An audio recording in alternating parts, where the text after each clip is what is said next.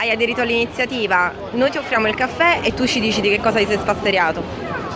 Allora, siamo scocciati, non credo solo io, ma tutti gli imprenditori italiani, non solo del sud o di Napoli, di essere soci di minoranza dello Stato. Lo Stato è il nostro socio di maggioranza di qualsiasi attività, impresa o locale come esercizio commerciale, se le cose vanno bene. Se le cose dovessero andare male, o il locale o l'esercizio dovesse andare in fallimento, lo Stato c'è una clausola scritta in basso dove dice che lui non fa più parte della nostra società, quindi non ci aiuta in caso di perdita. E quale sarebbe la soluzione?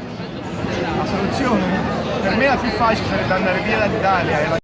Ci siamo sfasteriate Napoli, ci siamo sfasteriate di come funziona questa città, la città è bellissima, l'abbiamo distrutta noi, nessuno se ne frega di niente, ormai è tutto trascurato, i servizi pubblici fanno schifo, praticamente sta andando tutto proprio a cadere, a cominciare dalle strade, da tutto, lasciamo che praticamente finisce tutto così e nessuno se ne prende cura, ci aspettiamo sempre che lo faccia qualcun altro. I governanti pensano a intascare i soldi molto. Come potrebbe cambiare?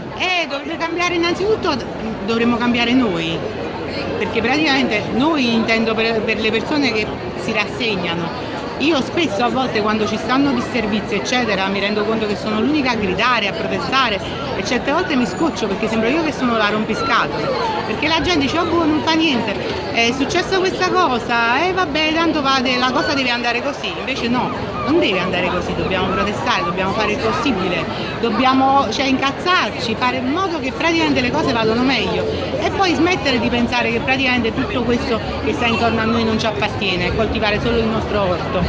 Il nostro orto è la nostra città, la nostra vita, insomma.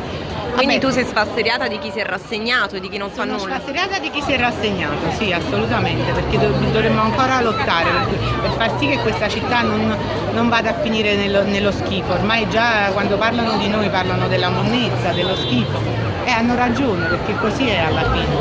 Allora, io mi sono sfasteriata di non riuscire a prendere la metropolitana per arrivare all'università e per tornare, perché le condizioni non è che sono di disagio, sono impossibili. Troppa gente che entra, troppa gente che esce, nessuno che gestisce un minimo proprio di traffico umano all'interno dei vagoni.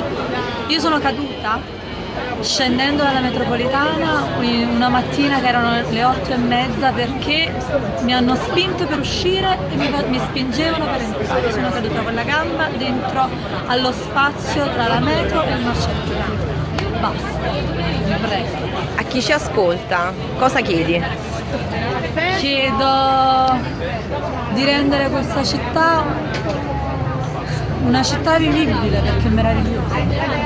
Prendiamoci le nostre responsabilità e riprendiamo in mano la situazione, perché noi qua ci vogliamo stare. Allora, riprendiamo. Sì, direi che io mi sono sfasteriato in generale dei luoghi comuni su Napoli, della continua ricerca della bellezza di Napoli attraverso il calcio, la musica di basso livello, spettacoli di basso livello, tutti i luoghi comuni che circondano Napoli in generale e poi dell'inefficienza dello Stato in genere che a Napoli poi si sente ancora di più ma che riguarda comunque l'Italia nel suo complesso ma che ovviamente a Napoli raggiunge delle vette inarrivabili per altre cose. Questo in genere. C'è qualche proposta che lei potrebbe fare a chi ci ascolta? Proposte per Napoli mi sembra molto difficile perché occorrerebbe secondo me un cambio di mentalità culturale dal basso, quindi proposte secondo me non